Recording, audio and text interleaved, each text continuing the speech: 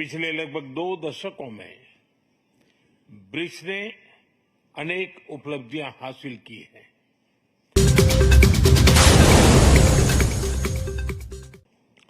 16वें BRICS summit के शानदार आयोजन के लिए मैं राष्ट्रपति पुतिन को हार्दिक बधाई देता हूं और ब्रिक्स से जुड़े नए साथियों का भी एक बार फिर से हार्दिक स्वागत करता हूं। नए स्वरूप में ब्रिक्स विश्व की 40% मानवता और लगभग 30% अर्थव्यवस्था का प्रतिनिधित्व करता है। पिछले लगभग 2 दशकों में ब्रिक्स ने अनेक उपलब्धियां हासिल की हैं। मुझे विश्वास है कि आने वाले समय में यह संगठन वैश्विक चुनौतियों का सामना करने के लिए और अधिक प्रभावी माध्यम बनकर के उभरेगा। फ्रेंड्स, मैं न्यू डेवलपमेंट बैंक के अध्यक्ष हर एक्सेलेंसी दिल्मा रूसेफ का अभिनंदन करता हूं। पिछले 10 वर्षों में यह बैंक ग्लोबल साउथ के देशों के विकास के लिए महत्वपूर्ण विकल्प के रूप में उभर रहा है। भारत के गिफ्ट सिटी के साथ साथ अफ्रीका तथा रूस में रीजनल सेंटर्स के खुलने से इस बैंक की गतिविधियों को बल मिला है और लगभग $35 बिलियन के डेवलपमेंट प्रोजेक्ट्स सैंक्शन किए गए हैं। एनडीबी को डिमांड ड्रिवन सिद्धांत पर काम करते रहना चाहिए और बैंक का विस्तार करते हुए long term financial sustainability, healthy credit rating और मार्केट एक्सेस सुनिश्चित करने पर प्राथमिकता रहनी चाहिए। फ्रेंड्स, नए स्वरूप में ब्रिक्स $30 ट्रिलियन से भी ज्यादा बड़ी इकोनॉमी है। हमारे आर्थिक सहयोग को बढ़ाने में ब्रिक्स बिजनेस काउंसिल और ब्रिक्स विमेन बिजनेस अलायंस की विशेष भूमिका रही है। इस वर्ष ब्रिक्स के अंदर WTO reforms, trade facilitation in agriculture, resilient supply chains, e-commerce और स्पेशल इकोनॉमिक जोन को लेकर जो सहमति बनी है, उससे हमारे आर्थिक सहयोग को बल मिलेगा। इन सब पहलों के बीच हमें स्मॉल और मीडियम स्केल इंडस्ट्री के हितों पर भी फोकस करना चाहिए। मुझे खुशी है कि 2021 में भारत की अध्यक्षता के दौरान प्रस्तावित ब्रिक्स स्टार्टअप फोरम इस वर्ष लॉन्च किया जाएगा। भारत द्वारा दिया गया रेलवे रिसर्च नेटवर्क का इनिशिएटिव भी ब्रिक्स देशों के बीच लॉजिस्टिक्स और सप्लाई चेन कनेक्टिविटी बढ़ाने में अहम भूमिका निभा रहा है। इस साल ब्रिक्स देशों में यूनिडो के साथ मिलकर इंडस्ट्री 4.0 के लिए स्किल्ड वर्कफोर्स तैयार करने पर बनी सहमति बहुत ही महत्वपूर्ण है। 2022 में लॉन्च किया गया ब्रिक्स वैक्सीन R&D सेंटर सभी देशों की स्वास्थ्य सुरक्षा बढ़ाने में मदद कर रहा है। हमें डिजिटल हेल्थ में भारत का सफल अनुभव ब्रिक्स पार्टनर्स के साथ साझा करने में खुशी होगी। फ्रेंड्स, क्लाइमेट चेंज हमारी साझी प्राथमिकता का विषय रहा है। रूस की अध्यक्षता में BRICS open carbon market partnership के लिए बनी सहमति का स्वागत करता है। भारत में भी green growth, climate resilient infrastructure और ग्रीन ट्रांजिशन पर विशेष रूप से बल दिया जा रहा है। International solar alliance, coalition for disaster resilient infrastructure, mission life यानी लाइफस्टाइल फॉर एनवायरमेंट, एक पेड़ मां के नाम जैसे इनिशिएटिव लिए गए हैं। पिछले वर्ष COP28 के दौरान हमने ग्रीन क्रेडिट जैसे महत्वपूर्ण पहल की शुरुआत की। मैं ब्रिक्स पार्टनर्स को इन इनिशिएटिव से जुड़ने के लिए आमंत्रित करता हूं। ब्रिक्स के सभी देशों में इंफ्रास्ट्रक्चर के निर्माण पर विशेष रूप से बल दिया जा रहा है। भारत में मल्टी मॉडल कनेक्टिविटी को तेजी से बढ़ाने के लिए हमने गति शक्ति पोर्टल बनाया है। इससे इंफ्रास्ट्रक्चर विकास के लिए इंटीग्रेटेड प्लानिंग और इम्प्लीमेंटेशन में मदद मिली है और लॉजिस्टिक कॉस्ट कम हुई है। हमारे अनुभव आप सभी के साथ साझा करने में हमें खुशी होगी। फ्रेंड्स, ब्रिक्स देशों के बीच फाइनेंशियल इंटीग्रेशन बढ़ाने के लिए प्रयासों का हम स्वागत करते हैं। लोकल करेंसीज में व्यापार और सुगम रूप से क्रॉस बॉर्डर पेमेंट से हमारा आर्थिक सहयोग सुदृढ़ होगा। भारत द्वारा बनाया गया यूनिफाइड पेमेंट्स इंटरफेस यानी यूपीआई भारत की एक बहुत बड़ी सक्सेस स्टोरी है।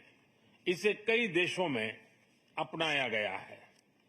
पिछले वर्ष हिज हाइनेस शेख मोहम्मद के साथ मिलकर हमने इसे यूएई में भी लॉन्च किया। अन्य ब्रिक्स देशों के साथ भी इसमें सहयोग किया जा सकता है। फ्रेंड्स, भारत ब्रिक्स के अंतर्गत सहयोग बढ़ाने के लिए पूरी तरह से प्रतिबद्ध है। हमारी विविधता और मल्टीपोलरिटी में हमारा दृढ़ विश्वास हमारी ताकत है। हमारी यही ताकत और मानवता में साझा विश्वास हमारी भावी पीढ़ी के समृद्ध और सशक्त भविष्य को सार्थक रूप देने में सहयोग होगा। आज की बहुत ही महत्वपूर्ण एवं उपयोगी चर्चाओं के लिए मैं सभी का आभार व्यक्त करता हूं। ब्रिक्स के अगले अध्यक्ष के रूप में मैं राष्ट्रपति लूला को हार्दिक शुभकामनाएं देता हूं। भारत आपकी ब्रिक्स अध्यक्षता की सफलता के लिए अपना पूरा सहयोग देगा। एक बार फिर राष्ट्रपति पुतिन और सभी लीडर्स का बहुत बहुत धन्यवाद। Your highness, excellencies, ladies and gentleman, 16वें ब्रिक्स समिट के शानदार आयोजन के लिए मैं राष्ट्रपति पुतिन को हार्दिक बधाई देता हूं और ब्रिक्स से जुड़े नए साथियों का भी एक बार फिर से हार्दिक स्वागत करता हूं। नए स्वरूप में ब्रिक्स विश्व की 40% मानवता और लगभग 30% अर्थव्यवस्था का प्रतिनिधित्व करता है।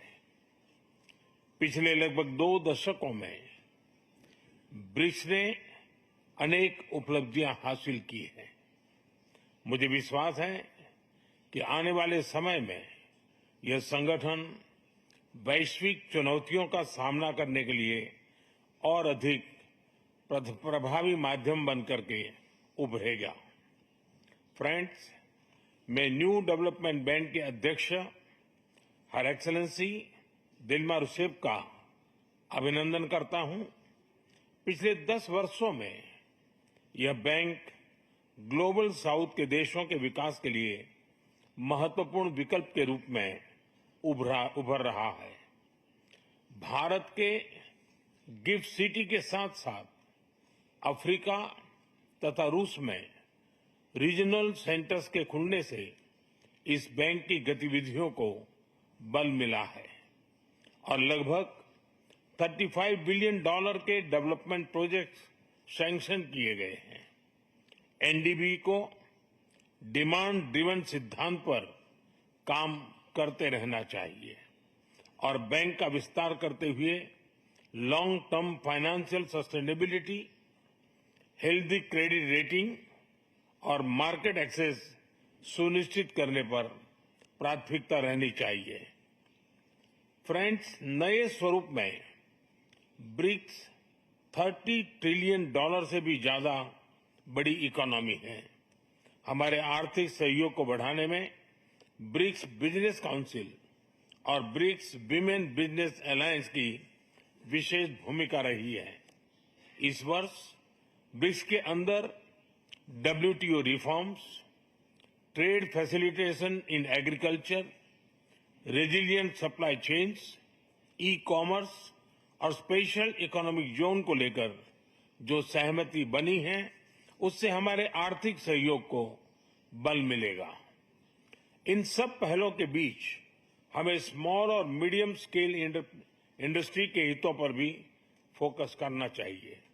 मुझे खुशी है कि 2021 में भारत की अध्यक्षता के दौरान प्रस्तावित ब्रिक्स स्टार्टअप फोरम इस वर्ष लॉन्च किया जाएगा। भारत द्वारा दिया गया रेलवे रिसर्च नेटवर्क का इनिशिएटिव भी ब्रिक्स देशों के बीच लॉजिस्टिक्स और सप्लाई चेन कनेक्टिविटी बढ़ाने में अहम भूमिका निभा रहा है। इस साल ब्रिक्स देशों में यूनिडो के साथ मिलकर इंडस्ट्री 4.0 के लिए स्किल्ड वर्कफोर्स तैयार करने पर बनी सहमति बहुत ही महत्वपूर्ण है। 2022 में लॉन्च किया गया ब्रिक्स वैक्सीन R&D सेंटर सभी देशों की स्वास्थ्य सुरक्षा बढ़ाने में मदद कर रहा है। हमें डिजिटल हेल्थ में भारत का सफल अनुभव ब्रिक्स पार्टनर्स के साथ साझा करने में खुशी होगी। फ्रेंड्स, क्लाइमेट चेंज हमारी साझी प्राथमिकता का विषय रहा है। रूस की अध्यक्षता में BRICS open carbon market partnership के लिए बनी सहमति का स्वागत करता है। भारत में भी green growth, climate resilient infrastructure और ग्रीन ट्रांजिशन पर विशेष रूप से बल दिया जा रहा है। International solar alliance, coalition for disaster resilient infrastructure, mission life यानी लाइफस्टाइल फॉर एनवायरमेंट, एक पेड़ मां के नाम जैसे इनिशिएटिव लिए गए हैं। पिछले वर्ष COP28 के दौरान हमने ग्रीन क्रेडिट जैसे महत्वपूर्ण पहल की शुरुआत की। मैं ब्रिक्स पार्टनर्स को इन इनिशिएटिव से जुड़ने के लिए आमंत्रित करता हूं। ब्रिक्स के सभी देशों में इंफ्रास्ट्रक्चर के निर्माण पर विशेष रूप से बल दिया जा रहा है। भारत में मल्टी मॉडल कनेक्टिविटी को तेजी से बढ़ाने के लिए हमने गति शक्ति पोर्टल बनाया है।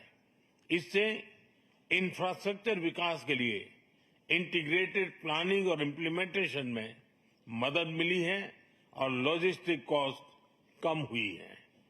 हमारे अनुभव आप सभी के साथ साझा करने में हमें खुशी होगी। फ्रेंड्स, ब्रिक्स देशों के बीच फाइनेंशियल इंटीग्रेशन बढ़ाने के लिए प्रयासों का हम स्वागत करते हैं। लोकल करेंसीज में व्यापार और सुगम रूप से क्रॉस बॉर्डर पेमेंट से हमारा आर्थिक सहयोग सुदृढ़ होगा। भारत द्वारा बनाया गया यूनिफाइड पेमेंट्स इंटरफेस यानी UPI भारत की एक बहुत बड़ी सक्सेस स्टोरी है। इसे कई देशों में अपनाया गया है। पिछले वर्ष हिज हाइनेस शेख मोहम्मद के साथ मिलकर हमने इसे UAE में भी लॉन्च किया। अन्य ब्रिक्स देशों के साथ भी इसमें सहयोग किया जा सकता है। फ्रेंड्स, भारत ब्रिक्स के अंतर्गत सहयोग बढ़ाने के लिए पूरी तरह से प्रतिबद्ध है। हमारी विविधता और मल्टीपोलरिटी में हमारा दृढ़ विश्वास हमारी ताकत है। हमारी यही ताकत और मानवता में साझा विश्वास हमारी भावी पीढ़ी के समृद्ध और सशक्त भविष्य को सार्थक रूप देने में सहयोग होगा। आज की बहुत ही महत्वपूर्ण एवं उपयोगी चर्चाओं के लिए मैं सभी का आभार व्यक्त करता हूं। ब्रिक्स के अगले अध्यक्ष के रूप में मैं राष्ट्रपति लूला को हार्दिक शुभकामनाएं देता हूं। भारत आपकी ब्रिक्स अध्यक्षता की सफलता के लिए अपना पूरा सहयोग देगा। एक बार फिर राष्ट्रपति पुतिन और सभी लीडर्स का बहुत बहुत धन्यवाद।